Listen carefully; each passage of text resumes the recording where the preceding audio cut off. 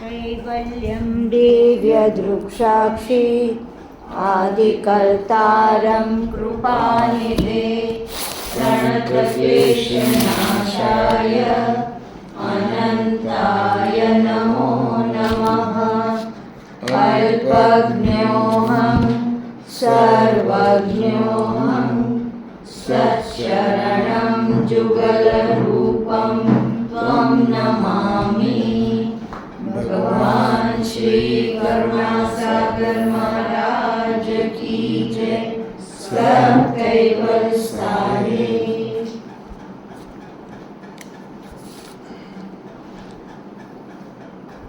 તારીખ 17/7/2025 બરાબર, ગુરુવાર સાંજે 4 વાગે માસીના ઘરે. ક્લાસ ઉલટ ક્રિયાનો 63મો અને અવ્યાકૃત નિરંજનની ઉલટ ક્રિયા. અવ્યાકૃત અને નિરંજનની ઉલટ ક્રિયા વિશે 186 ત્રીજો ઉલટ ક્રિયા, અવ્યાકૃતની ઉલટ ક્રિયાનો ત્રીજો ભાગ. આમ કુલ ક્લાસ 63મો ઉલટ ક્રિયાનો. 186 ને 87મું પેજ, કંદ 10મો, પંચમ સુસંભેદનો. એમાં વાંચવાનું છે શોભામાં. થોડું જોરથી અહીંયા બેસીને વચાય તો સારું પડે. એટલે શું થાય પછી ધ્યાનમાં આવી જાય.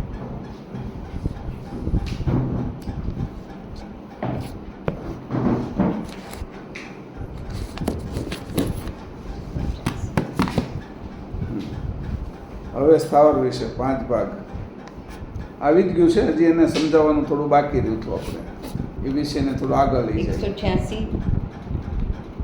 આનો નંબર 100 ને નહીં 87. 5 ભાગ નિરંજન. નહીં, એ 87નું નહીં આવ્યું. આ આવ્યું હવે 207મું પાનું. હું ભૂલી ગયો. હા, 207મું પેજ. અને સ્થાવરને વિશે 5 ભાગ નિરંજનના અને 5 ભાગ અવ્યાકૃત. હવે સ્થાવરને વિશે 5 ભાગ નિરંજનના અને 5 ભાગ અવ્યાકૃતના પોખ્યા હતા. તે કયા? હવે તે કહું છું તે સાંભળો. સ્થાવરને વિશે અવ્યાકૃત અને નિરંજન આ બંનેના સરખા ભાગ રહ્યા છે. તેણે કરીને સ્થાવરને સ્ત્રી પુરુષના સંયમ સિવાય એકાએક ઋતુ જાગે છે અને ફળ ફૂલ ઉત્પન્ન થાય છે. કારણ કે સ્ત્રી પુરુષના બંને ભાગ સરખા પ્રમાણમાં એક સાથે જ રહ્યા છે. તે જ્યારે વૃક્ષને વિશે નિરંજન અને અવ્યાકૃતના અંશનો સંયમ થાય છે ત્યારે વૃક્ષને ઋતુ જાગે છે અને ફળ ફૂલ આવે છે. આ પ્રમાણે નિરંજન અને અવ્યાકૃતના 5 ભાગ સ્થાવરને વિશે રહ્યા છે. આ અહીંથી એક પોઈન્ટ પૂરો છે. હવે બીજો આવે છે સ્થાવર વિશે. હવે સ્થાવરને વિશે 5 અડધા ભાગ નિરંજનના અને 5 અડધા ભાગ અવ્યાકૃતના પોખ્યા હતા. તે વિશે સાંભળો.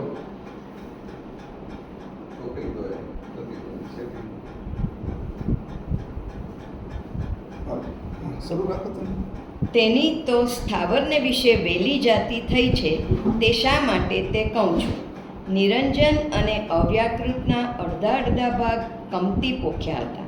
એથી કરીને વહેલી જાતિમાં વૃક્ષના જેટલી સ્ફૂર્ણા થતી નથી અને તેનાથી આધાર સિવાય નિરાધારપણે ચલાતું નથી.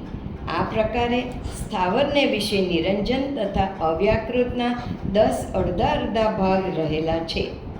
હવે સ્થાવરને વિશે નિરંજનના 5 પાપા ભાગ અને અવ્યાકૃતના 5 પાપા ભાગ પોખ્યા હતા. તે વિશે કહું છું. બસ હવે ઉભા રહેજો. 5 અડધા ભાગ છે. એમાં 2 વાત આપણને આડકતરી રીતે જાણવા મળી. જો સ્થાવર વિશે 5 અડધા ભાગ નિરંજન અને 5 અડધા ભાગ અવ્યાકૃતના પોખ્યા હતા. તે વિશે સાંભળો. તેની તો સ્થાવર વિશે વહેલી જાતિ થઈ. તે શા માટે તે કહું છું. નિરંજન અને અવ્યાકૃતના અડધા ભાગ કમતી પોખ્યા હતા, એટલે ઓછા પોખેલા હતા. એથી કરીને વહેલી જાતિમાં વૃક્ષના જેટલી સ્ફૂર્ણા થતી નથી. જે સ્ફુરણ ઉત્પન્ન થવું જોઈએ, જે જાગૃતિ હોવી જોઈએ, જે વૃક્ષમાં જાગૃતિ છે એટલી જાગૃતિ એનામાં નથી, એટલે જાગૃતિ ઓછી પડે. સમજાણું? ઘણી વખત એવું હોય કે છોકરા જે પહેલો નંબર લાવે છે એની જાગૃતિ વધારે હોય, એની જાગ્રત અવસ્થા વધારે હોય. આ આઈઆઈટીની અંદર જે જતા હોય ને વિદ્યાર્થીઓ, એ જાગ્રત અવસ્થાને વધારી દે. જેટલી જાગ્રત અવસ્થા વધતી જાય ને એટલું એનું ગ્રાસ્પિંગ પાવર વધારે થઈ જાય, અને જેટલું વચ્ચે ઊંઘ આવી જાય, બેશુદ્ધિ આવી જાય એટલે એનો નંબર પાછો વયો જાય. એ જે સમજ શક્તિ હોય ને એની અંદર એ માયા આવી જાય એની, એટલે એ સમજ શક્તિ ઓછી થઈ જાય એટલે નંબર પાછો વયો જાય એનો. છોકરાઓમાં ભણતા હોય ને એની અંદર ખાસ થાય.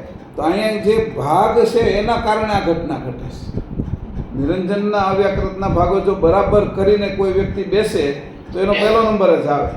આનો અર્થ આવો પણ એક થાય, કારણ કે એની અંદર સ્ફૂર્ણા પૂરેપૂરી હોય. જેમાં સ્ફૂર્ણા પૂરેપૂરી હોય એ ગ્રાસ્પિંગ પાવર એ પૂરેપૂરો હોય, બધી વાતને સમજી શકે. શિક્ષક સમજાવતા હોય, પોતે સમજતો હોય, અને બુકમાં લખ્યો હોય અને એની સાથે બોર્ડમાં લખ્યો હોય, એ ચારેયનું તાદાત્મ્ય કરે. પોતાની સમજ, શિક્ષકની સમજ, બુકમાં લખેલો જે વિષય છે એ, અને બોર્ડ ઉપર જે લખાઈ રહ્યું છે એ બધાનું એક સળંગ સૂત્રવત લે. કોઈ વસ્તુ કે આજે શનિવાર છે તો શનિવાર કેના પક્ષમાં છે એમ, તો એની સૂત્રવત વહેલો છે એ શનિવારને અલગ સમજે. ફોન મળે. હા નીતિનભાઈ, એક મારે, હા હા મારો ક્લાસમાં બેઠો છું, એટલે મારે આપણે જે વાત કરતા હતા તો એની સ્ફૂર્ણા કેવી રીતે, આ જે સ્ફૂર્ણા છે એ જાગૃતિના વિષયમાં જ છે. હવે કોઈ 100% જાગૃત થઈ ગયો હોય તો એની સ્ફૂર્ણા વધી જાય. નિરંજન ને અવ્યાકૃતની સ્ફૂર્ણા આ ચાલુ જગતમાં મોટા મોટી ગણાય, પણ અંશની સામે એ કાંઈ ન ગણાય. અંશની જો સ્ફૂર્ણાની અંદર જો કોઈ પહોંચી જાય તો નિરંજન ને અવ્યાકૃત હારી જાય. બાકી છે જો અંશની સ્થિતિમાં કોઈ ન જાય તો નિરંજન ને અવ્યાકૃતમાં એ પોતે હારી જાય, કારણ કે એને હરાવી દે બધા. આ તત્વો એટલા બધા તાકાતવાળા છે. અંશે થાય અને પરમગુરુની કૃપા હોય તો જ તે જાગૃતિ અખંડ આવે. ઓલી ખંડિત જાગૃતિ આવે એની અંદર એ પાછો પડતો જાય. ધીરે ધીરે ધીરે એક જાગૃતિના કારણે ઉપર ઉઠે છે અને અજાગૃતિના કારણે નીચે વહી જાય છે. અધોગતિ અને ઉધ્વગતિ આ બે ગતિઓ છે એ જાગૃતિની જ છે, સમજી લીધો.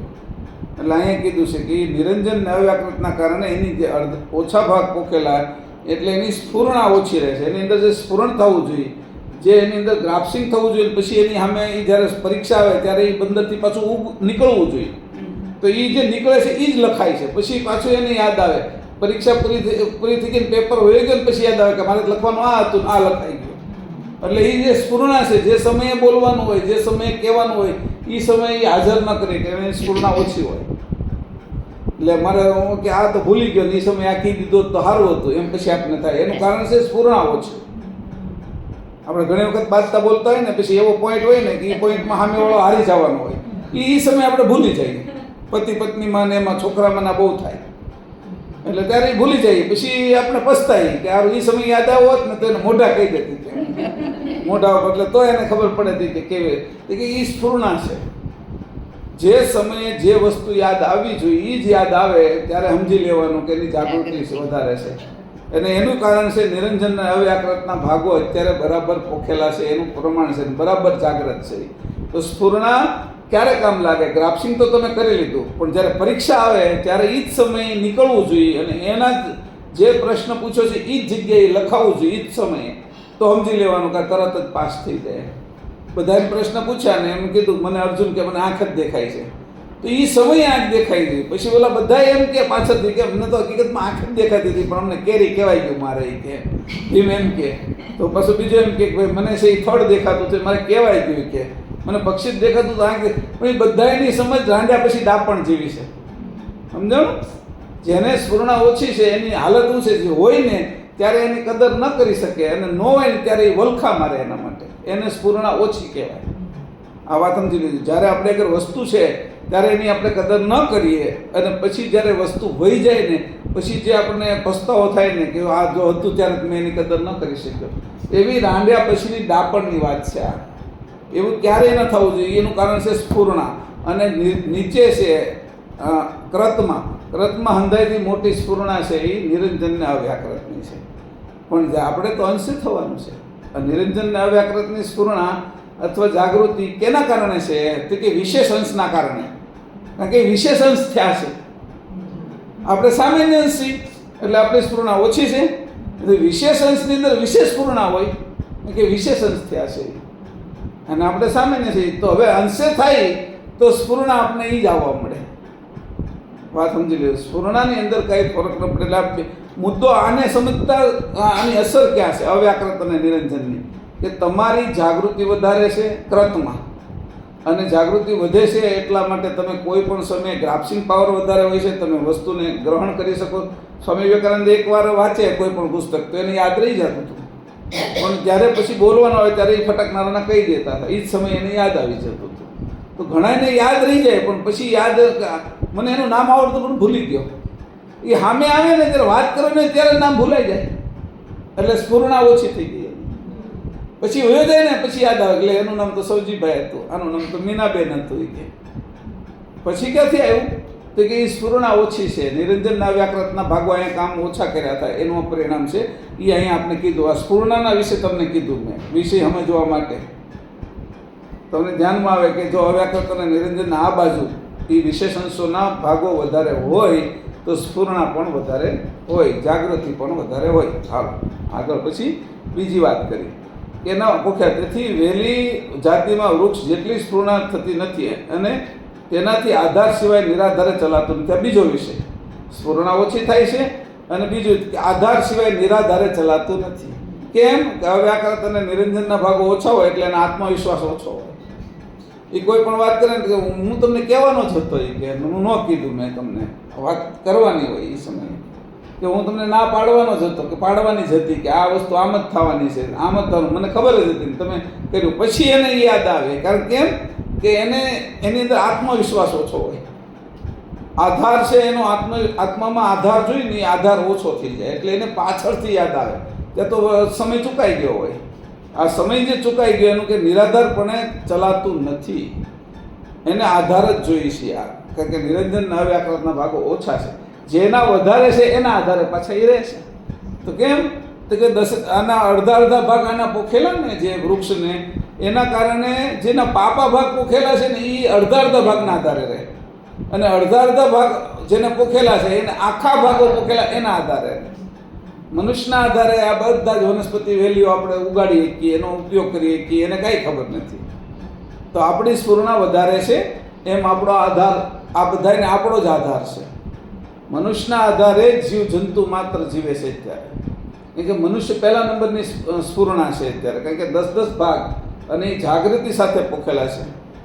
બીજા બધા એમાં ઓછા ભાગો છે. એટલે આપણે છે એ નિરંજન અવ્યાકૃતના ભાગોની આટલી અસર. એટલે 2 ભાગ, એક સ્ફુરણા અને બીજું નિરાધાર, આધાર વગર નથી રહી શકતું.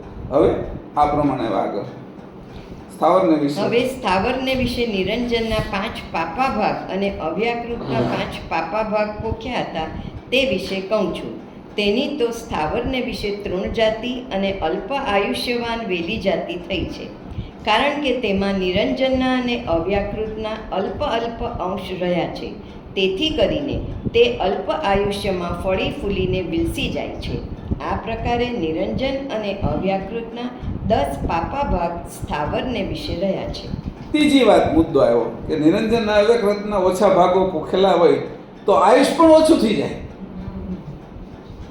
પેલી સ્ફુરણા, બીજી છે એ આધાર, અને ત્રીજું છે એ આયુષ. બરાબર? આ બધાની અંદર કે નિરંજનના અવ્યાકૃત આટલું કામ કરે છે. જો ઝીણી ઝીણી બાબતો વિચાર કરશો તમે તો કે નિરંજનના અવ્યાકૃત આગળથી કયા કામ લેવા તો તમને ખબર પડશે. હળદર આગળથી કયું કામ લેવું એમ આપણને ખબર પડે. તો કે હળદર આગળથી છે એ શાકમાંય નાખી શકાય, વઘારમાં નાખી શકાય. પછી તો કે હળદરનું વાળું દૂધ હોતી બનાવી શકાય, રંગ બદલી શકાય, ટેસ્ટ બદલી શકાય. પછી એને કીધું કે હા, એટલે એમ પણ કરી શકે. મેડિસિન વેલ્યુ માટે એનું તમે દૂધ પણ હળદરવાળું બનાવી અને પી શકો. પછી કોઈને તાત્કાલિક ચપ્પુ કે વાગ્યું તો હળદર દબાવી શકો તમે. બરાબર? તો કે હળદરનો ઉપયોગ ક્યાં કરી શકાય? નિરંજનના વ્યાકરણના ઉપયોગો કેટલા હશે? બરાબર? એટલે એમ કીધું ઉંમર વધારવી, સ્ફુરણા વધારવી, જાગૃતિ અને આધાર વગર રહેવું. આ બધા છે એ નિરંજનના. કારણ કે આ અવ્યાકૃત ને નિરંજનના વધારા ઓછા ભાગ પોખવાના કારણે આવી બધી ગતિ થઈ. આ આપને ખબર પડે તો આપને ખબર પડે કે ઓહો આટલું બધું એમાં છે.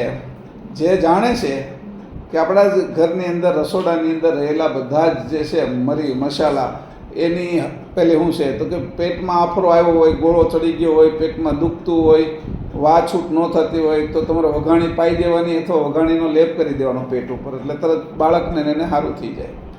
તો હવે એ વસ્તુ એમાં કીધી. પછી કીધું કે ભાઈ હંચળ છે તમારા ઘરમાં, તો અમુક વસ્તુમાં બહુ તકલીફ હોય તો એને સોડામાં કે એમાં એ પાઈ દેવાનું એમ. તો આમાં કેટલી વસ્તુ હોય. મેથી, તો મેથીનું શું કરવાનું, સાંજે પલાળીને સવારમાં તો કે એના આ બધા હાડકાના જે ભાગો છે એની અંદર ઘસારો ઓછો થઈ જાય.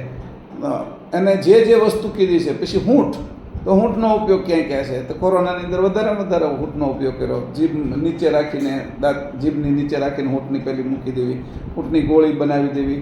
તો એવા બધા ખબર છે કે આ વસ્તુનો ઉપયોગ થાય તો એ વસ્તુ ત્યાં છે એનો ઉપયોગ આપણે કરવો પડે છે ને અહીંયા સંકલ્પ કરવો પડે છે. શુદ્ધ સંકલ્પ થવા મળે એટલે એ શરૂ થઈ જાય. પ્રાણની અંદર હોતી ભરી શકીએ ને પ્રાણાયામના વિશે જાય તો અવ્યાકૃત અને નિરંજનનું ધ્યાન કરો એટલે એ તત્વો છે એ ગતિમાં આવવા મળે. તમે જેના વિશે વિચારો ને એ ગતિમાં આવવા મળે. તમે ડોયા વિશે વિચારવા, તમે દાળ બનાવો છો તો તમે પેલો ડોયો હોય તો એના વિશે ડોયો તમારા હાથમાં આવવાનો છે, પછી કડચો નથી આવવાનો. શાક માટે કડચો આવવાનો છે. પછી છે એ પાપડ શેકવો છે તો તમારા હાથમાં ચીપિયો આવવાનો છે. પછી દાળ તપેલી ઉતારવી છે તો તમારા હાથમાં હાણસી આવવાની છે. તો જે સાધન જેના માટે વપરાય છે એની જ્યારે સમજ ઉત્પન્ન થઈ ગઈ તો એનો યોગ્ય ઉપયોગ થાય. એમ આ સાધનો જ છે તત્વ. એને જો અંશને વાપરતા આવડશે તો કેટલા સરસ રીતે વાપરી શકશે એની એને ખબર પડે. અત્યારે અંશ જાગતો જ નથી તો શું કરવું? અંશ જાગે તો એને આ બધાની ખબર પડે, આ બધાની ખબર પડે તો અંશ જાગી જાય. બે વાત છે. અંશ જાગે તો આ બધાની ખબર પડી જાય અને આ બધાની ખબર પડવા મળે તો અંશ જાગી જાય. બે વસ્તુ, આની ખબર પડવી તો અંશ જાગી જાય અને અંશ જાગે તો એ બધાની ખબર પડી જાય આપણને. તો આપણા હાથમાં બે વસ્તુ છે એટલે એને કીધું સત્સંગ. શું કરવાનું તો કે સત્સંગ, સતનો સંગ. સત કોણ છે? કૈવલ સાહેબ. સત કૈવલ સાહેબ. કોનો સંગ કરવાનો તો કે મારો અંશનો. કોના અંશનો? કૈવલ કરતાના અંશનો. કયા અંશનો તો કે નિરંજનના નહીં, અવ્યાકૃતના નહીં, બ્રહ્મા વિષ્ણુ શંકરના નહીં, કે એ અંશનું સત્સંગ નથી કરવાનો. તો સત માત્ર કોણ છે તો કે કૈવલ કરતાનો અંશ એ સત છે અને એના પિતા કૈવલ જ છે. પાછળ છે જ કે જેમ દીકરાની વાહે બાપનું નામ લાગે એમ છોકરાની વાહે બાપનું નામ લાગેલું છે કે સાહેબ. આ ઓલી અટક છે એની સાહેબ. તો સત છે એ દીકરો છે, કૈવલ બાપ છે અને સાહેબ છે એ અટક છે એક પ્રકારની, સાહેબી છે એની. એમ આ નથી કહેતા દારૂવાળા, ફટાકડા પેલા લાપસીવાળા ને બધાની અટક તો પાડી દીધી ને, એટલે એની એવી રીતે કે સાહેબ એક નામની અટક કે સાહેબ એટલે એ અટક પાડી દીધી સાહેબી કે આપણે. તો ભાઈ બાપ દીકરો જે રોજ હાલે છે એનું જ નામ છે કે. તો કે આવી રીતે સતનો સંકટ થાય છે. તરત જ ખબર પડી ગઈ, સ્ફૂર્ણા થઈ ગઈ કે સત્સંગ કરવો હોય. શું કરો છો તો કે સત્સંગ. એમાં શું હોય તો બસ વાતો કરીએ અને સમજીએ કે કઈ રીતે આ જગત હાલે છે, કયા તત્વો બનેલા છે, કયો પ્રાણ છે કે. તો એમાં પણ એમાં થાય શું? પણ એ જ કરવાનું છે, એ જ કરવાનું છે. એમાં થાય નહીં, એ જ થાય કે તું તારા સ્વરૂપે થઈ જાય. એમ સમજણ જ થાય કે સમજણ આવ્યા પછી શું કરવાનું. પણ સમજણ આવ્યા પછી તારે બીજાની શું જરૂર છે? સમજણ જ આવી ગઈ તો બધું ઓટો સિસ્ટમ છે. તું સમજી જ ગયો એટલે તારા વગર વસ્તુ હાલે. સમજણ જ એવી તારે ઓલી વસ્તુથી હાલે છે એના બદલે વગર વસ્તુ હાલે. તારી સમજણ જ મોટી થઈ ગઈ. જે લોકો છે એ સમજણ મોટી હોય તો ઓછા પૈસાની અંદર એ જીવી શકે. સમજણ ઓછી હોય તો ઓછી સાહેબીની અંદર સમજણ વધારે હોય તો ઓછી સાહેબીમાં જીવી શકે. સમજણ વધારે હોય તો છે એ અમુક પ્રકારની પ્રતિષ્ઠા ન મળે તો પણ એમાં જીવી શકે. એને પ્રતિષ્ઠાની જરૂર નથી કારણ કે સમજે છે, સંતોષ છે એના મનમાં, એની સમજણ છે એટલે સંતોષ છે. હા, સંતોષ સમજણ દ્વારા જ ઉત્પન્ન થયેલો છે. અને જેને સમજણથી સંતોષ ઉત્પન્ન થયો છે એને ક્યારેય અસંતોષ થાય નહીં. એટલે એને કોઈ બીજાનો આધાર લો ને એ નિરાધાર રહી શકે. આ નિરાધાર રહેવાનો માર્ગ છે કે આપણો. તો અહીં કીધું કે જો આ વાત તમે સમજી જશો તો ઘણી વાતો ધ્યાનમાં આવી જશે.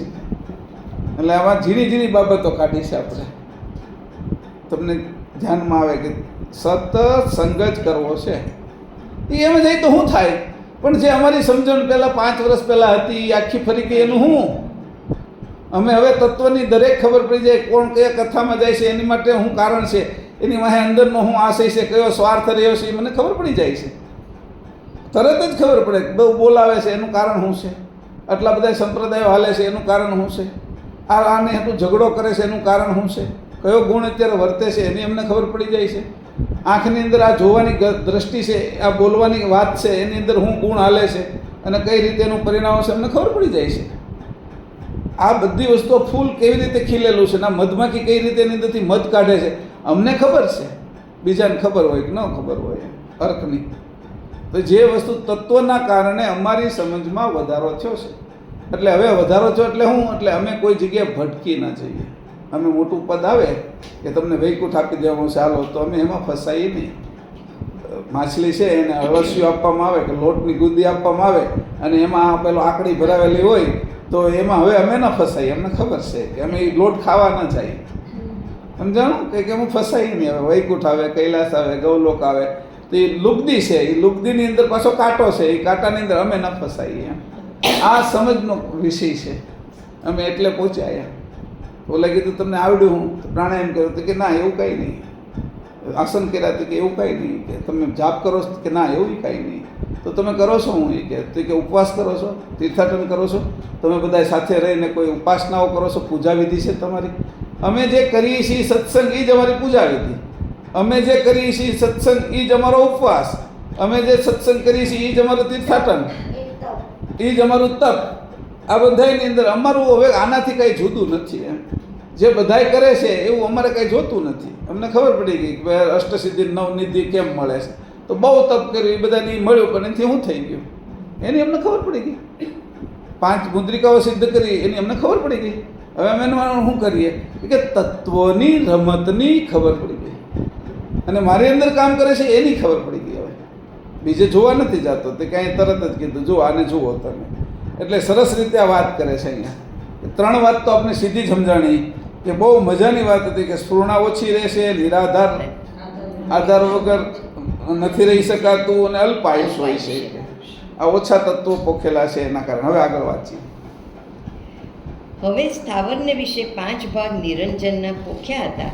તે પૈકી નિરંજનના 4 ભાગ સ્થાવરમાં મળી જઈને સ્થાવરને વિશે કઠણપણું એટલે કાષ્ઠભાગ કરી નાખ્યો.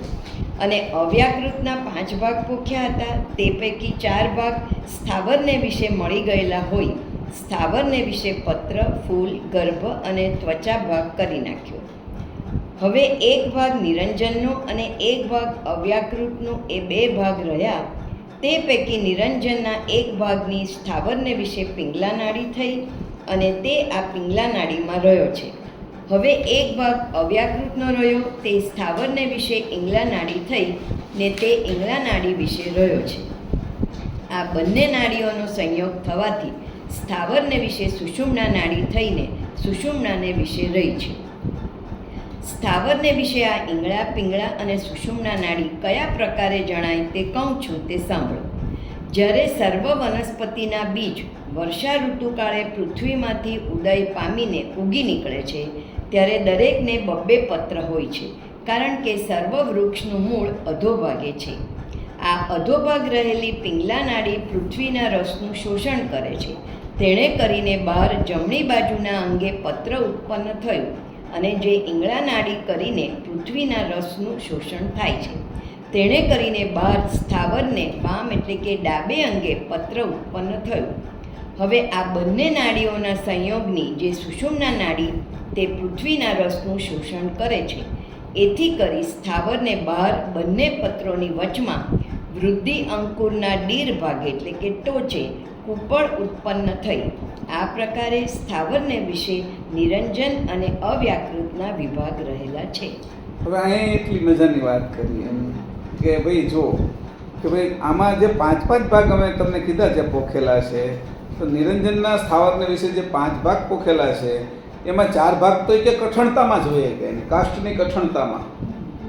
કારણ કે કઠણતાની અંદર વધારે તાકાત જોઈએ.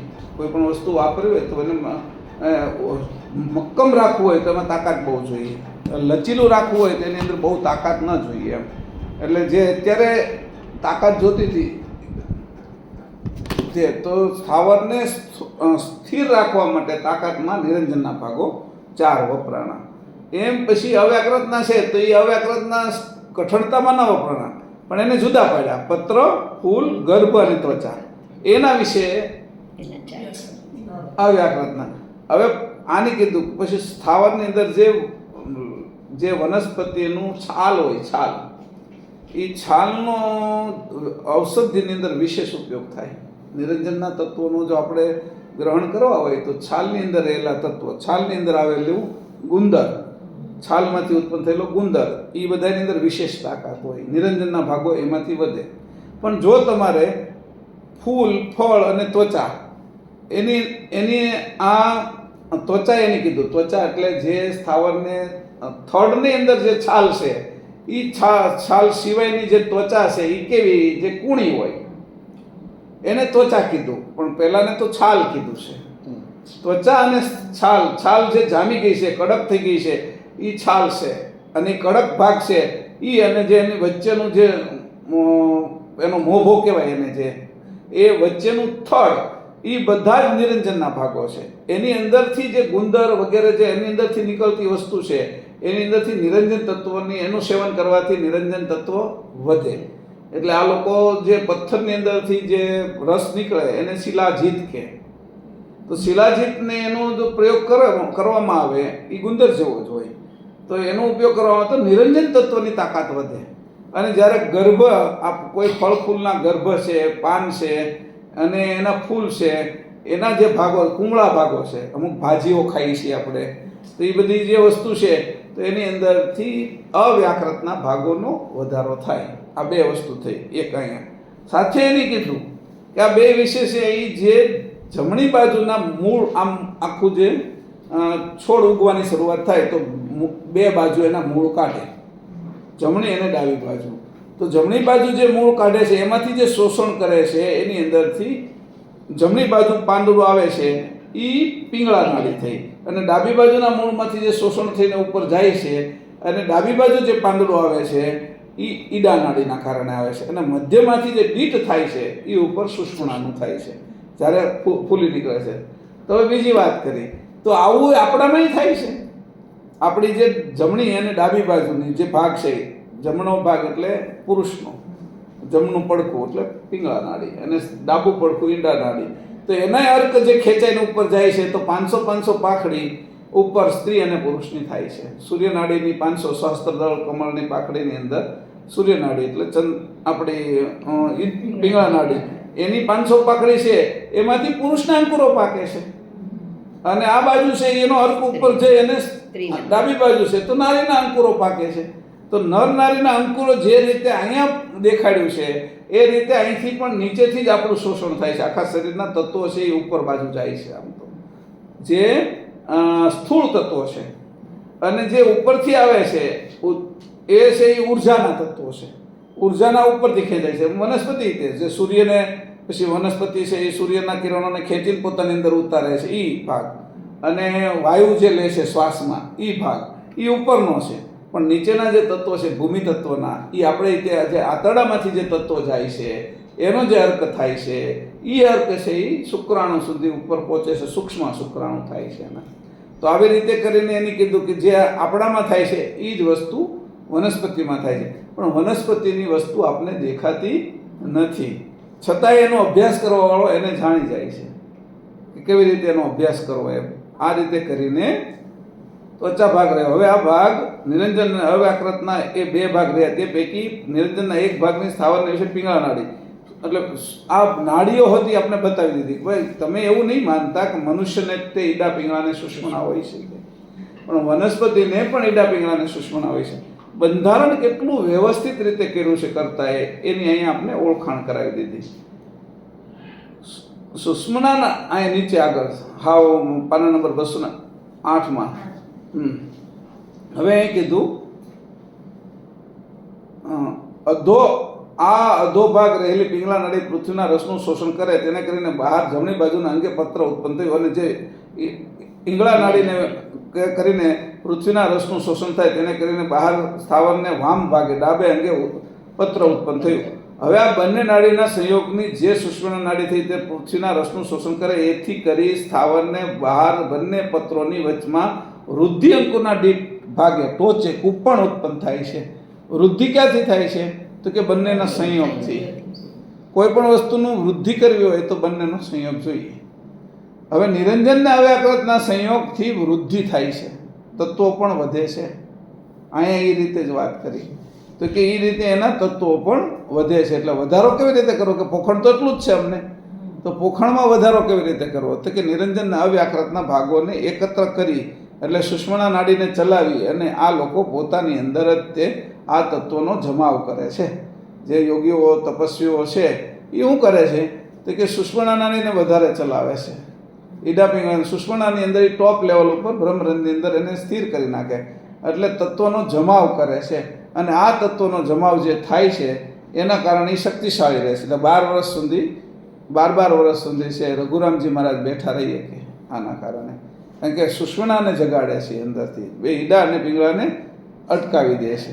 અને એ જે પ્રણવ હાલે છે એ પ્રણવ જ હાલતો હોય. એટલે નાકના બે નસકોરાથી પ્રણવ નથી હાલતો, એનો નાભીનો પ્રણવ શરૂ થઈ જાય છે પછી. અને નાભીનો જે પ્રણવ શરૂ થાય છે એનું નામ છે સમાન વાયુ.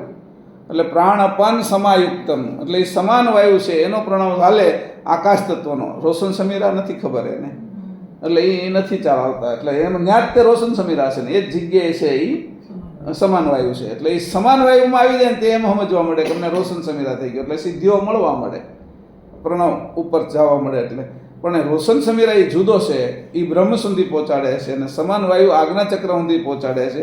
અને અહીંયા થડકો રાખે એટલે એ પાછા ઉતરી આવે શરીરમાં 12 વર્ષે, સમજાણું? અને વિશેષ પ્રકારનું વિત્ત એ પોતાની અંદર જમાવી શકે. એટલે એની અંદર એટલી સિદ્ધિઓ, રિદ્ધિઓ અથવા મુદ્રિકાઓ સિદ્ધ થાય. આ અહીંયા વાત કરી. હવે આગળ આપણે અવ્યાકૃત અને નિરંજનનું અહીંયા પૂરું કર્યું. હવે જઈએ આપણે 225. હા, એ જ કીધું ને. એટલે એ કૂપણ જે ઉત્પન્ન થઈ છે એની અંદર સત્વ ભાગ રહ્યો છે. એ સત્વ જે ભાગ છે એટલે આ શું કરે છે યોગીઓ? જે પિંગળા નાડી છે એ પુરુષ ભાગની અને ઈડા નાડી સ્ત્રી ભાગની, એના તત્વોને નીચેથી આમ લઈને ઉપર ચડાવે છે.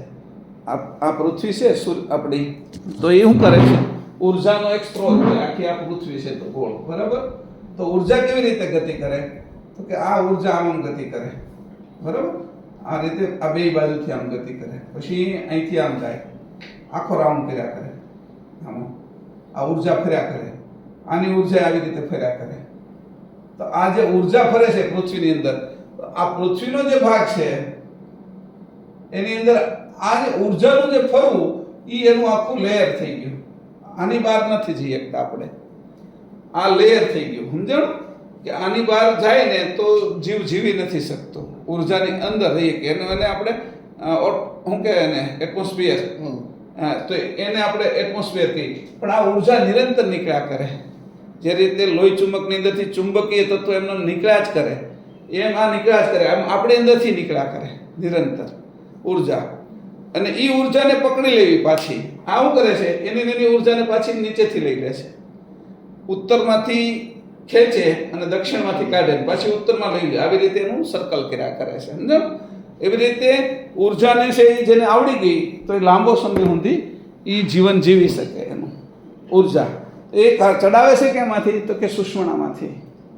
અને ભેગી ક્યાંથી કરે? તો ઈડામાંથી અને પિંગળામાંથી એને સુષુમ્ના કરી નાખે, સમજો? ઈડાનો ભાગ એ સુષુમ્ના કરી નાખે અને પિંગળાનો ભાગ એ સુષુમ્ના કરી નાખે. એટલે સુષુમ્ના જેટલી વધારે હાલે એટલું આયુષ્ય લાંબુ થાય અને આ બાજુના ભોગોમાંથી નિવૃત્ત થઈ જાય. ઓછું ખાઈ હાલે, પછી કોઈ પણ પ્રકારની વાસનાઓ ઉઠે નહીં એની અંદર. એવી રીતે આ જે સુષુમ્ના ચલાવે એની અંદર આ વસ્તુનો વધારો થતો જાય. પણ એમાં જો ભૂલ પડી જાય એકાદી ઓલેની અંદર તો તરત જ તેનો તપનો ભંગ થઈ જાય. એટલે શંકરને શૃંગીને એ જે ઘટનાઓ ઘટી તો કે એમાં કંઈક ભૂલ પડી ગઈ, જે બરાબર સુષુમ્ના ન હાલી અને કોઈ બીજી નાડીમાં ચડી ગયું તો એ વિત છે એ પછી એની અંદર કામનાઓ જગાડે વિશેષ પ્રકારની. તો જેને બરાબર આવડતું હોય એ જ આમાં ચડાવી શકે, નકર કામનાઓ ઉત્પન્ન થાય વિશેષ. એટલે કામનાઓ ન ઉત્પન્ન થાય એટલા માટે એના ગુરુ આગળ આ શીખે ત્યાં સુધી એને આવડે નહીં. આપણે એ બધું શીખવાની જરૂર નથી, આપણે ખાલી સમજવાની જરૂર છે.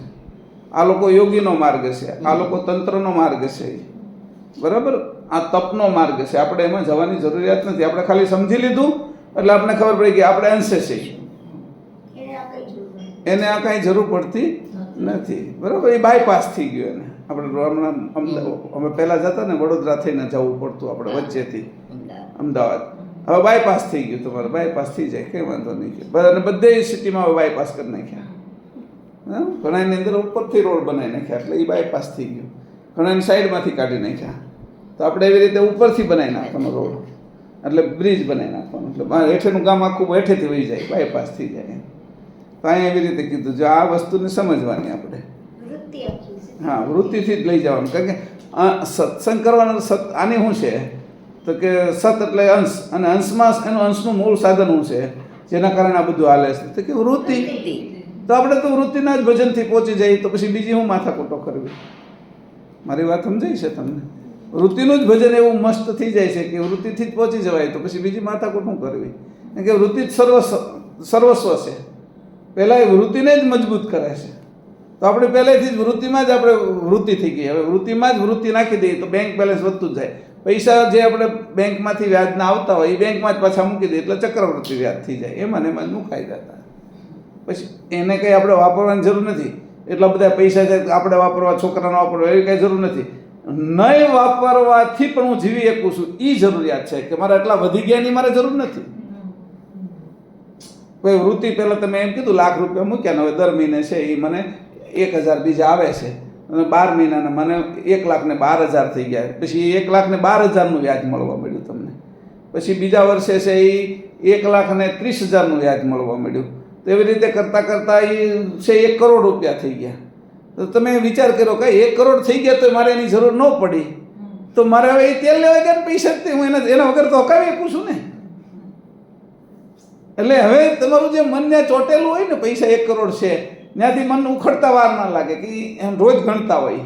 જે લોકો આ હોય ને એ રોજ ગણે કે એટલા અહીં પડ્યા ને એટલા અહીંયા પડ્યા ને એટલા આમ વધી ગયા, આમ બધું હિસાબ કરતા હોય બધા. સમજો ને, આ લોકો બધાની એવી ટેવ હોય કે અહીંયા આટલા છે ને અહીંયા આટલા છે ને આટલી જગ્યા છે ને આટલી ફેક્ટરીઓ છે ને આટલું છે, એ આ ફ્લેટો છે ને આ આટલાને ભાડે આવે છે ને એટલું વ્યાજ આવે છે ને આટલા બોન્ડમાં મૂકેલા છે ને એટલા છે એ ફિક્સ ડિપોઝિટમાંથી ગણ્યા કરે.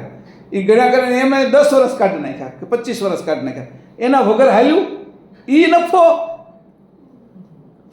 કે એ પૈસા એટલા વધ્યા કે હવે વધી ગયા તો તે લેવાય કે મારે શું છે નહીં કે એ વધ્યા તો મેં અત્યાર સુધી તેનો ઉપયોગ ન કર્યો એની રીતે વધ્યા તો હવે પછી મારે એના વગર મને હાલ્યું તો હું હવે એના વગર જ હકાવું ને. એટલે પછી એવી રીતે વૃત્તિ છે ને એ પોતાના સ્વરૂપે થઈ જાય. જો વૃત્તિ પછી પૈસામાં ને એમાં લાખના 1 કરોડમાં જાય, લાખના 1 કરોડ થઈ ગયા એમાં જાય તો એ ફસાઈ ગયેલી છે. લાખમાં ફસાયેલી હતી એમ કરોડમાંથી નીકળતા બહુ વાર લાગશે. પણ લાખમાંથી કરોડ છે ત્યાં સુધી હું જે એના વગર રહી શક્યો એમ જ મારે રહેવાનું છે. મને આવડી ગયું આ એમ. મારી વાત સમજણી કે આપણે આવડી ગયું વૃત્તિને આપણે વાળતા. હવે વૃત્તિનો પછી એને લેવી હું કામ? પછી એવું થયું કે હું છે ને નિરાતે બધા આપણે બધા જમી લે ને પછી નિરાતે જમીશ એમ અને સ્વાદ લઈશ એમ. સમજાણું? એમ કરતાં કરતાં 3-4 કલાક વહી ગયા. પછી એના સ્વાદ લીધા વગર એ રહેતા આવડી ગયું. પછી સ્વાદ લેવાની મારે શું જરૂર છે? ખાવા પૂરતું ખાઈશું પણ સ્વાદે ખાવાની એ સ્વાદે નહીં. મને ખબર છે કે સ્વાદ આનો આ છે, હું ચેતન છું એટલે જાણું છું, પણ એ સ્વાદમાં હું ગુલામ નથી થઈ જતો. સ્વાદ એનો પૂર્ણ જાણું છું પણ મને 1 બટકાથી પૂર્ણ થતું હોય તો મારે 5 બટકા ન ખાવા જોઈએ એમ. એટલે એ સ્વાદને હું જાણું છું સ્વાદ કેવો છે, એને પૂર્ણ જાણું છું, અનુભવું છું, પણ હવે મારે 5 બટકાની જરૂરિયાત નથી. અડધાથી હાલે, ન હોય તોય હાલે. એ સમજમાં હું એને ચાખી ગયો. પેલો જે બટકું છે કોઈ પણ પ્રકારનું લાડવાનું કે પેંડો છે કે એને પદાર્થમાં ચાખે છે. તમે કેમાં ચાખ્યું? સમજમાં. ચાખવાનું રીત ઓલા જીભમાં ચાખ્યું. તમે કેમાં ચાખ્યું? તો કે સમજમાં, વૃત્તિમાં. પહેલાં એ સ્વાદ લીધો તો એ પદાર્થમાં જીભે કરીને સ્વાદ લીધો. તમે વૃત્તિએ કરીને સમજમાં સ્વાદ લીધો. ફરક છે ને? તો હવે આ વસ્તુ છે, પહેલું શરીર વહી જાય ને તો પહેલું છે એ નહીં આપણી સાથે આવે. પેંડો નહીં ખાઈ શકીએ. પણ જો આપણે આ શરીર છે કે આ આવડી ગયું તો શરીર ન હોય ને તોય આપણે છે પેંડા ખાતા જ રહીએ, બીજા ન ખાઈ શકીએ. કારણ કે આપણે સમજનો પેંડો ખાઈએ છીએ, આપણે એ પદાર્થનો પેંડો નથી ખાતા. મારી વાત સમજજો, આ મોટી વસ્તુ છે કે ત્યાં છે એ અખંડ કામ લાગે એવી વસ્તુ કહું છું. અને પહેલું જે ખાવું છે, જે સ્વાદ લેવો છે, જે ભોગ કરવો છે, એ ખંડિત ભોગ છે. પેલો અખંડ ભોગ અમને આવી ગયો. હવે એ અમારાથી છૂટે જ નહીં, અખંડ છે, હંમેશા છે, અને એનાથી સંપૂર્ણ તૃપ્ત રહેવાય છે. એ સમજ છે મારી. બીજા એમ કે તું ખાતો નથી, તને હું આના સ્વાદની ખબર પડે? મને જેટલી ખબર પડે એ તું ખાતો હોય તને ના ખબર પડે, કે એ હું જાણું છું. એટલે આ જે વાત છે એ અહીંયા વિશેષ છે. આ જે વિષયની અંદર કાઢતા એવી કે તમે હવે પદાર્થ, જીભથી પદાર્થનો સ્વાદ નથી લેતા, તમે વૃત્તિથી સમજરૂપી સ્વાદ લેતા શીખી ગયા.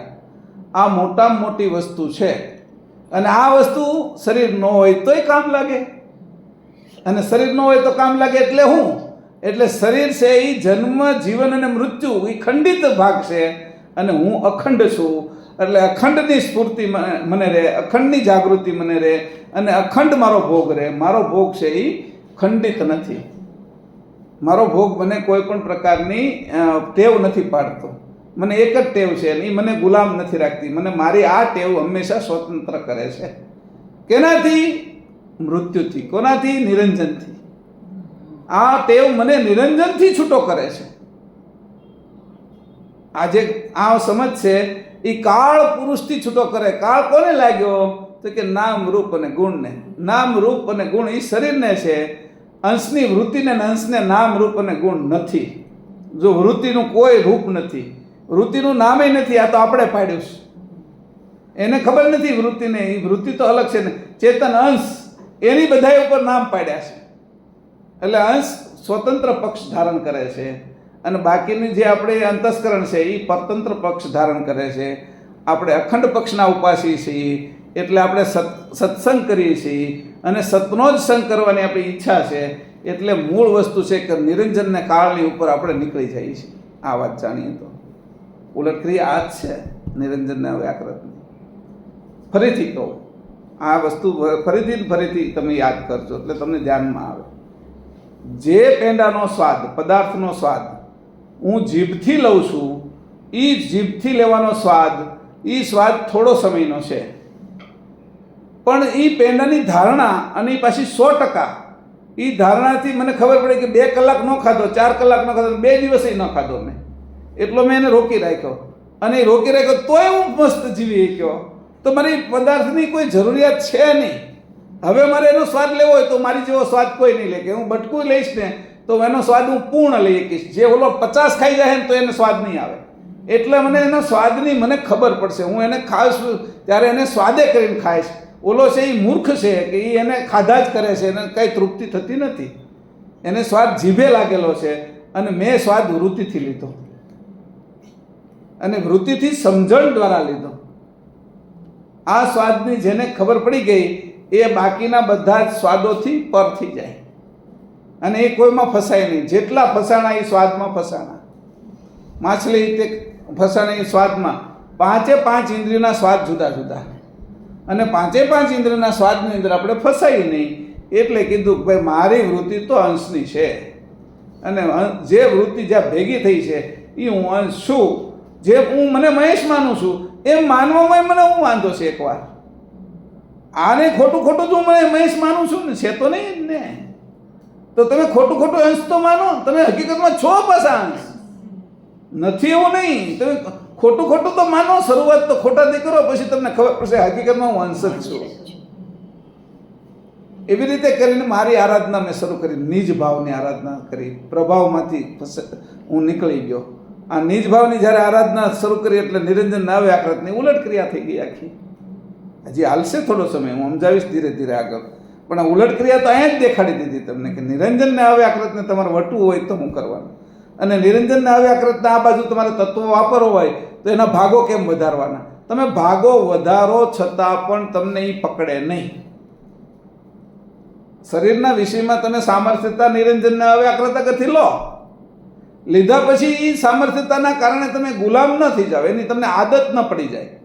એ આદત ન પડી જાય એટલા માટે તમે અંશ થઈને લો. છોડવું હોય ત્યારે આસાનીથી છોડી શકો. અને આ બાજુ તત્વની જરૂર છે, મસ્ત જમાવ કરો. કોણ ના પાડે છે તમને નિરંજન વ્યાકૃતનો તત્વનો? તો છોડતા તો આવડે છે ને મને. બેંકમાં વ્યાજ ભલે ને રોજ ભેગું થતું હોય, રોજ હું ગણતો હોઉં, પણ એક વખત મને જ્યારે સમજ પડી ગઈ કે આ વ્યાજ છે એના વગરે, એના મૂળ રકમ વગરે મારે હાલ્યું છે, તો હું હકાવી જ નાખું ને. હવે હું કામ રોકાવું? પેલો એક હતો ને બહુ રૂપિયો, એ બધા એની આગળ જુદા જુદા રૂપ બદલ્યા કરે. ક્યારેક ઇન્સ્પેક્ટર થાય ને, ક્યારેક કલેક્ટર થાય ને, ક્યારેક સિપાહી બને ને, ક્યારેક ડૉક્ટર બનીને જાય ને, ક્યારેક ટપાલી બનીને જાય ને, એવા વેશ કરીને જાય. એ એક વખત રાજા આગળ ગયો એમ. તો રાજાએ કીધું તું મને, એને રાજા આગળ જાવ તો કે મને કંઈક થોડીક મોટી બક્ષિસ મળે કે આ સામાન્ય લોકો આગળ જાઉં છું તો કોઈ 25, 30, 50, 100 રૂપિયા આપે. રાજા જો મારી ઉપર રીઝી જાય તો 10, 15, 50,000 કે લાખ રૂપિયા આપી દે કે કારણ કે ગામે આપી દે. મારે દીકરા રોજની આ રોજ રૂપ બદલવા, બહુ રૂપિયાના ખેલ કરવા, એમાંથી તો હું બચી જાઉં એમ કરીને રાજા આગળ ગયો. અને રાજાએ જોયું બહુ રૂપિયા, કીધું કે આ તો બહુ રૂપિયો છે એમ. એને કોઈ પ્રધાને બીજા આવીને કહી દીધું કે આ બહુ રૂપિયો છે એમ. કે જે રાજાના જે હોય એ તે છું, એને પગાર આપતા એને જઈને કહી આવે કે આ તો બહુ રૂપિયો છે, સાચો નહીં સમજતા સાહેબ રાજાજી. એટલે એમ કરીને એને કીધું કે સાચો. એટલે પેલો આવ્યો એટલે કીધું તું તો બહુ રૂપિયો છો કે એમ. પણ કે રાજા કે હું તો બહુ રૂપિયો છું, પણ આ મારું પેટ, મારું જે રળવાનું સાધન, મારું પેટ ભરવાનું સાધન તો આ જ છે એમ. તો કે એક કામ કરી કે તું મને જો છેતરી જાય કે સાચું કે તું હું તને ઓળખી ન શકું, તું બહુ રૂપિયો તો તું માગે આપીશ તને. કે વાંધો નહીં, આ વાત એટલા માટે કરું છું કે એક વાત મેં પહેલાં આગળ કરી જ હતી, પણ છતાંય એટલે કરું છું કે આ જગ્યાએ કામની છે. એટલે પેલો જે હતો એને વિચાર કર્યો કે હું એવું થાવ કે રાજા છેતરાઈ જાય. એટલે વિચાર કર્યો, પછી એમ નક્કી કર્યું કે ભાઈ જો સાધુ સંત કે યોગી કે તપસ્વી થાવ ને તો જ રાજા છેતરાય. કે રાજા છે એને હંમેશા ઈચ્છા હોય મારું રાજ્ય કેમ વધે, મારી સમૃદ્ધિ કેમ વધે, હું સામાન્ય રાજામાંથી, ખંડિયા રાજામાંથી ચક્રવર્તી કેમ થાવ, એવી ઈચ્છા છે એને વયા કરે. અને એ ઈચ્છા પૂરી કોણ કરે? કે સાચા સંત હોય, સાચા યોગી હોય, એના આશીર્વાદ મળી જાય તો મને થાય. અને કીધું વાંધો નહીં, એકદમ સરસ એક પોતળી વાળી અને પાદર હતું જે રાજા જેમાં રાજ્ય કરતો હતો, એના પાદરે એક સરસ મજાનું વૃક્ષ હતું, એની નીચે છે એ ઓટલા જેવું હતું, ઓટલાની ઉપર બેસી ગયો, ધ્યાન કરવા માંડ્યો. આખું દી ધ્યાન કર્યા કરે, ખાવા પીવાનું છોડી દીધું, કારણ કે હવે રાજાને છેતરવાના છે ને. એટલે ધ્યાનમાં બેસવા માંડ્યો હતો. 1 દી ગયો, 2 દી ગયો, લોકો જવા માંડ્યા. તો એમ બધું આ 2-3 દિવસથી બેઠા એટલે સામાન્ય લોકો એને પગે લાગે જે ભાવનાવાળા હતા. એ ત્યાંથી જતા કે કોઈ સંત તો આવ્યા છે હારા. એ કે તો અઠવાડિયું, 10 દી, 15 દી ગયા, મને ખાવાનું બંધ કરી દીધું, પાણી પીવાનું ધીરે ધીરે બંધ કરી દીધું. જેમ જેમ એને છેતરવાનો એટલો બધો કે એવા છેતરવા છે કે આ વખતે એમ થઈ જવું જોઈએ એને કે મને રાજ્ય આપી દેવા જોઈએ, આખું રાજ્ય લઈ લેવું છે એનું. કે મને કીધું જ ને એમ. અને મક્કમતા એટલી હતી.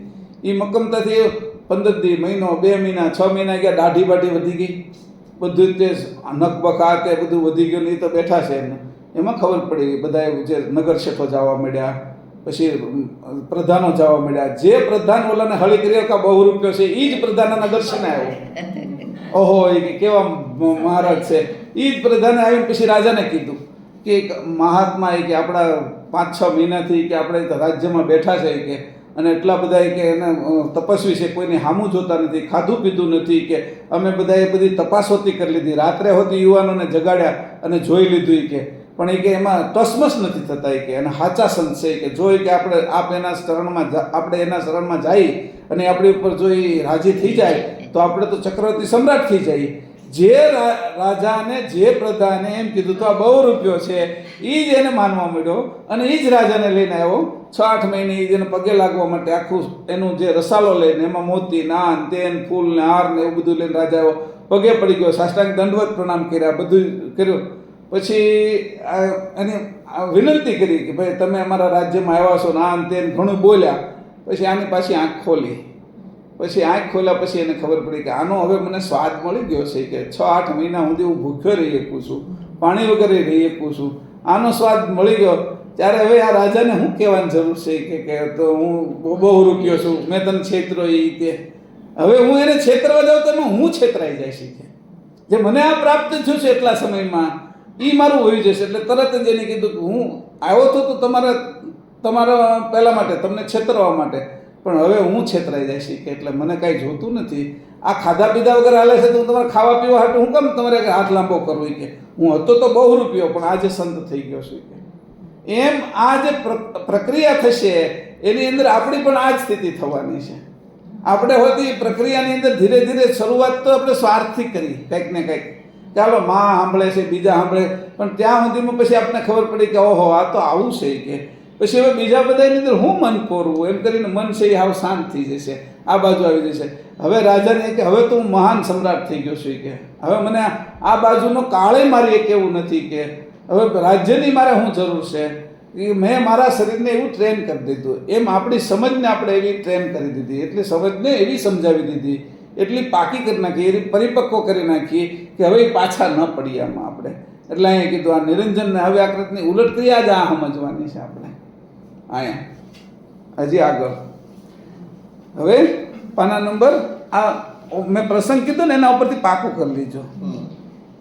હવે પાના નંબર 225 અને 26 ઉપર જઈએ, બરાબર? એને વાંચીએ. ઝીણી ઝીણી વાતો છે, બેસી ગઈ ને તો પતી ગયું છે આપણું કામકાજ. હવે પછી પાછું નથી આવવાનું અહીંયા. બહુ રૂપિયા જેવું હવે હું તારા રાજ્યમાં આવીને કરવું. હા, ભલે નિરંજનનું રાજ્ય હોય, આપણે એને છેતરી જવા કર્યું તો 225. હા. હવે જંગમને વિશે નિરંજનના 8 ભાગ અને 2 ભાગ અવ્યાકૃતના એ 10 ભાગ મેળવીને પોખ્યા હતા તે, અને અવ્યાકૃતના 8 ભાગમાં 2 ભાગ નિરંજનના મેળવીને આ 10 ભાગ પોખ્યા હતા તે કયા તે કહીએ છીએ તે સાંભળો. નિરંજનના 8 ભાગમાં 2 ભાગ અવ્યાકૃતના મેળવીને આ 10 જંગમને વિશે પોખ્યા હતા તેના તો જંગમને વિશે પુરુષ થયા, અને અવ્યાકૃતના 8 ભાગ લઈને તેમાં નિરંજનના 2 ભાગ મેળવીને આ 10 ભાગ જંગમ જાતિને વિશે પોખ્યા હતા તેની જંગમને વિશે સ્ત્રી જાતિ થઈ. આ પ્રકારે જંગમને વિશે નિરંજનના 8 ભાગની પુરુષ જાતિ અને અવ્યાકૃતના 8 ભાગની સ્ત્રી જાતિ થઈ. હવે અવ્યાકૃતના 8 ભાગ લઈને અને 2 ભાગ નિરંજનના તેમાં મેળવીને આ 10 ભાગ જે જંગમને વિશે પોખ્યા હતા તેની જંગમને વિશે સ્ત્રી જાતિ થઈ. આ સ્ત્રીને વિશે અવ્યાકૃતના 8 ભાગમાં 2 ભાગ નિરંજનના મેળવીને આ 10 ભાગ પોખ્યા હતા તે વિશેની હકીકત સાંભળો. સ્ત્રીને વિશે પોખેલા અવ્યાકૃતના 8 ભાગ પૈકી 7 ભાગ સ્ત્રીના દેહની 7 ધાતુને વિશે મેળવીને નખશિક પર્યંત સ્ત્રીલિંગ શરીર કર્યું છે. હવે 2 ભાગ નિરંજનના અને અવ્યાકૃતના 8 ભાગ પૈકી 1 ભાગ રહ્યો તે મળી 3 ભાગ બાકી રહ્યા તે વિશેની હકીકત કહું છું. અવ્યાકૃતનો 1 ભાગ બાકી રહેલો તે સ્ત્રીના ડાબે અંગે ઈંગલા નાડી વિશે રહ્યો છે. હવે 2 ભાગ નિરંજનના રહ્યા તે પૈકી 1 ભાગ સ્ત્રીના જમણે અંગે પિંગળા નાડી વિશે રહ્યો છે. હવે સ્ત્રીને વિશે નિરંજનનો 1 ભાગ રહ્યો તે પૈકી અડધો ભાગ સ્ત્રીની ભગસ્થાન ઇન્દ્રિયને વિશે રહ્યો છે અને બીજો અડધો ભાગ સ્ત્રીની નેત્રદ્વાર ઇન્દ્રિયને વિશે રહ્યો છે. આ પ્રકારે જંગમ તનુ પૈકી સ્ત્રીને વિશે નિરંજનના 2 ભાગ રહ્યા છે તેમાં 1 ભાગ સ્ત્રીની પિંગલા નાડીને વિશે રહ્યો છે અને અડધો ભાગ નેત્રને વિશે તથા બાકીનો અડધો સ્ત્રીની ભગસ્થાન ઇન્દ્રિયને વિશે રહ્યો છે. આમ નેત્રસ્થાને રહેલા નિરંજનના વિભાગને લીધે સ્ત્રીને પુરુષ ઉપર મોહ થાય છે અને ભગસ્થાને નિરંજનનો અડધો ભાગ રહેલો હોવાને લીધે સ્ત્રી ભગસ્થાન ઇન્દ્રિય કરીને પુરુષનો ભોગ કરે છે, કારણ કે આ બંને જગ્યાએ પુરુષના વિભાગ રહેલા છે એથી કરી પુરુષની ચાહના કરે છે. જેમ તેજનો વિભાગ નેત્રસ્થાને છે એથી કરી નેત્રનું તેજ બહારના તેજનું આકર્ષણ કરે છે. નેત્ર બંધ કરીએ તથાપી સ્પર્શ વાયુને જાણી શકીએ તથા નેત્ર બંધ કરીએ તો પણ પૃથ્વી આદિ પદાર્થને ગ્રહણ કરી શકીએ તો તે સામ્રાજ્ય છે કે આ પૃથ્વી છે તથા સમજાય છે કે આ પૃથ્વી છે તથા નેત્ર બંધ કરીએ તો પણ શબ્દથી આકાશને ઓળખી શકાય છે. આ પ્રમાણે આ બધું જોયા સિવાય સમજાય છે, પણ નેત્ર સિવાય તેજરૂપ પ્રકાશ જણાતો નથી, કારણ કે જેનો વિભાગ જેમાં આવ્યો હોય તે તેને ગ્રહણ કરી શકે. આ ન્યાયે આકાશનો વિભાગ કર્ણને વિશે રહ્યો છે, એથી જ તે શબ્દ આકાશના વિભાગને ગ્રહણ કરે છે. ત્વચાને વિશે વાયુનો વિભાગ રહ્યો છે, એથી કરી ત્વચા વાયુના સ્પર્શને ગ્રહણ કરે છે. વળી નાસિકાએ પૃથ્વી તત્વનો વિભાગ રહ્યો છે, એથી જ તે પૃથ્વીની ગંધને ગ્રહણ કરે છે. અને જળનો વિભાગ રસનાએ રહ્યો છે, એથી જ રસના રસરૂપ જળના વિભાગને ગ્રહણ કરે છે. આ ન્યાયે સ્ત્રીના નેત્રને વિશે અને ભગસ્તાનને વિશે પુરુષના વિભાગ રહ્યા છે, એથી કરી આ બંને જગ્યાએ પુરુષની ચાહના થાય છે. હવે અહીં કીધું છે, જો આ જે બધા જ અંકુરની અંદર ગતિ કરી ગઈ, અંકુરમાંથી જ બધા ઉત્પન્ન થયા, 5 ઇન્દ્રિયો, 10 ઇન્દ્રિયો. એમાં 5 ઇન્દ્રિયના જે વિષયો છે એ વિષયો એ જ તત્વને ગ્રહણ કરે છે, એની માત્રાને ગ્રહણ કરે છે, કારણ કે એ માત્રામાંથી બનેલા છે. તો જો એ તત્વના અંશો તત્વની માત્રાને ગ્રહણ કરતા હોય તો આપણે કેવલના અંશો છીએ, તો આપણે કેવલની જાણને ગ્રહણ કરવા જોઈએ ને, હે ને? તો આમાં ને આપણે આ બધા છે એ પોતાનું કામ બરાબર કરે છે, તો આપણે આપણું બરાબર કામ કરતા નથી, એવો આનો અર્થ થયો. જુદી રીતે જોઈએ ને કે આ બધા એનું કામ બરાબર કરે છે. જો તત્વો છે એનું બરાબર કામ કરે છે તો આપણે પણ કેવલના અંશી આ જેનો અંશ જ્યાં આવ્યો છે એ એને ગ્રહણ કરે છે. તો હું કેવલ કર્તાને કેમ ન ગ્રહણ કરું? હવે અજાણતા હું એને કેવલ કર્તાની જાણ તો મારી અંદર આવે છે, બરાબર? જાણ ન આવે તો મને જીવન મળે નહીં, અને જીવન ન મળે તો પ્રાણ સંજીવન ન થાય, પ્રાણ સંજીવન ન થાય તો શ્વાસ છે હાલે નહીં, 72,000 નાડીઓની અંદર પ્રાણ જાય નહીં તો લોહી વહે નહીં, લોહી વહે નહીં તો શરીર જડ થઈ જાય, મૃત્યુ થઈ જાય. તો જાણ તો આવી જ રહી છે, પણ એ જાણને હું સજાણ રીતે નથી જાણી શકતો. અત્યારે હું જે જાણ આવે છે એને અજાણ રૂપે જાણું છું. અત્યાર સુધી મને આની ખબર નહોતી કે આંખ છે એ સૂર્યનો અંશ છે એમાં, અને એ એટલે સૂર્યને ગ્રહણ કરે એનો અંશ છે. એટલે કાને શબ્દ માત્રા છે અને આકાશનો અંશ આવ્યો છે એટલે આ શબ્દને ગ્રહણ કરે છે, ના કે ભૂમિનો અંશ છે એટલે ગંધને ગ્રહણ કરે છે, જીભે જળનો અંશ છે એટલે સ્વાદને ગ્રહણ કરે છે. તો મારો અંશ એ હું એને નહોતો જાણતો, કેમ કે તત્વની રમતને નહોતો જાણતો. હવે તત્વની રમતના કારણે હું મને જાણતો થયો. આ તત્વની રમત એટલું કામ કરે છે તો એનો અંશ એને ગ્રહણ કરે છે, તો હું કર્તાને સજાણ કેમ ન ગ્રહણ કરું? હવે જે આંખેથી હું જે ગ્રહણ કરતો હતો એ હવે અત્યાર સુધી અજાણ ગ્રહણ કરતો હતો. હવે મને આંખ ખોલું તે ખબર પડે કે સૂર્ય અને ચંદ્રના અંશો જાગૃત થઈ ગયા, અને સૂર્ય અને ચંદ્રનો જે પ્રકાશ છે એના કારણે હું જોઈ શકું છું. હવે હું સજાણ થઈ ગયો કે મારા કાને છે એ દિગ્પાળ બેઠા છે, એ બે આકાશ તત્વના અંશો છે અને શબ્દ માત્રને ગ્રહણ કરે છે. એટલે હવે શબ્દ મારે કયો ગ્રહણ કરવો એની મને ખબર પડી. એટલે મારા અંશને અંશે થવામાં જે કામ લાગે એવો શબ્દ ગ્રહણ કરું. મારી આંખે એવું વસ્તુ જોઉં, એવું ગ્રંથ વાંચું કે જેના કારણે મને મારા સ્વરૂપે થવા માટે મને આ અંશ કામ લાગે, એટલે હું મારા અંશે થવા માટે આ જીભે એવો સ્વાદ ગ્રહણ કરું કે જેના કારણે મને અંશે થવામાં આ સ્વાદ નડે નહીં, મને તકલીફ ન કરે ને મદદ કરે. એવી રીતે બધી ઇન્દ્રિયોને હું વાળી લઉં, અને હું અંશે થવામાં તો હું તો કર્તાનો અંશ છું, એ અજાણ હતો. જેમ હવે મેં આ બધા અંશોને સજાણ જાણ્યા તો હું પોતે સજાણ મને જાણી શકું જોઈએ. અત્યાર સુધી હું મારાથી અજાણ હતો, હું મને મહેશ કહેતો હતો. હવે હું મને મહેશ નથી કહેતો, હવે હું એમ કહું છું અંશ શું કરતાનો. લોકો મહેશ કહે છે, ઓળખાણ માટે કહે છે, એ એને ઓળખે છે, હું મને ઓળખું છું. બધા મહેશને ઓળખે છે એટલે મહેશ કહે છે, પણ હું મને ઓળખું છું એટલે હું અંશ કહું છું. મારી ઓળખાણ મને પાકી થઈ ગઈ. એટલે એવી રીતે કરીને હું હવે પહેલાં અજાણ હતો તો એ જાણ મને મળતી હતી. આ બધા વૃક્ષો અજાણ જ છે, છતાંય સૂર્યનો કિરણ એને મળે છે અને એનાથી ખીલી જાય છે. સૂર્યમુખી હવારમાં ખીલી જાય છે, કમળ હવારમાં ખીલી જાય છે, કે એ અજાણ હોવા છતાં એની આંતરિક જાણ એને ખેંચીને એને જાગૃત કરે છે સૂર્યને. તો એ જો સૂર્યમુખીને આખો દિવસ સૂર્ય બાજુ મુખ રહેતું હોય, સવાર થાય અને કમળને ખબર પડી જતી હોય એના અંશને કે હવે મારે જાગૃત થવાનું છે, મારો મહદ અંશ તો જાગૃત છે અને એ ઉપર આવ્યો છે, હવે મારે એને ગ્રહણ કરવાનો છે. એટલે કમળ જાગી જાય, એટલે સૂર્યમુખી જાગી જાય. એટલે આ બધાય છે એની નયન કટાક્ષ બધા વૃક્ષો એ સૂર્ય બાજુ કરે છે કે જ્યારે સૂર્ય ઉગે છે ત્યારે, અને જ્યારે વરસાદ આવવાનો ત્યારે અમારું એનામાંથી પોષણ થાય છે, એટલે એને આરત થાય છે વરસાદ બાજુ જવાનું, એટલે વ્રેહ ઉત્પન્ન કરે છે એની બાજુથી. તો એ એના અંશોને ધારણ કરવા માટે તૈયાર થઈ જાય છે એના અંશો.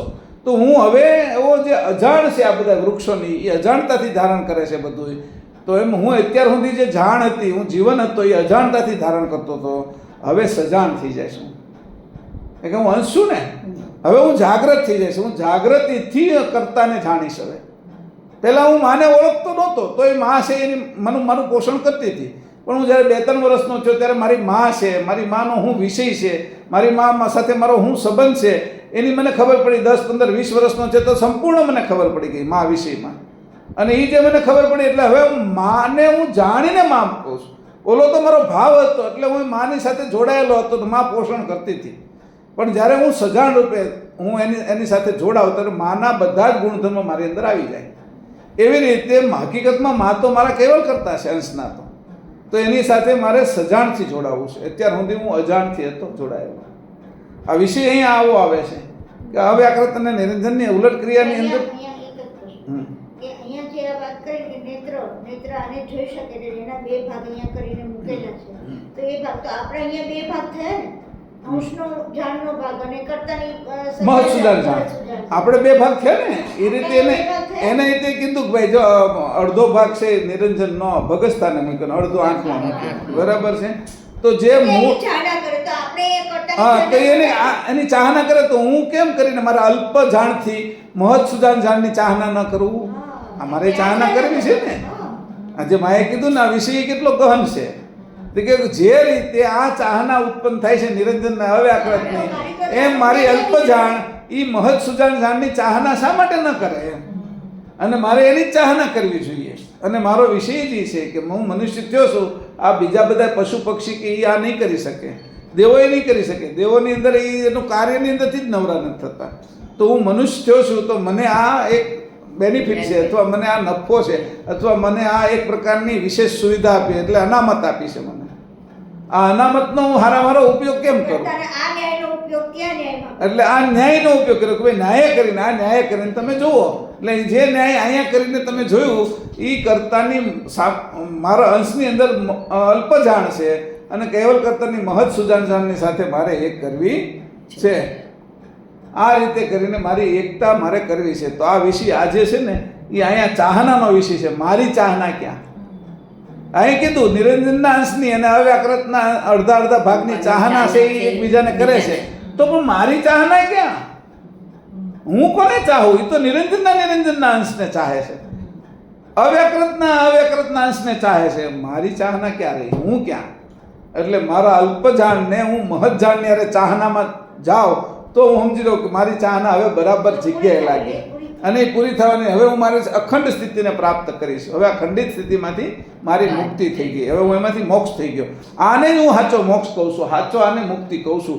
એવી રીતે મારી આ ન્યાય, જે ન્યાય બધા જ ઇન્દ્રિયો એના અંશોને ગ્રહણ કરે છે, એમ એ જ ન્યાય અવ્યાકૃત અને નિરંજનના અંશો એની ચાહના એના અંશોની કરે છે.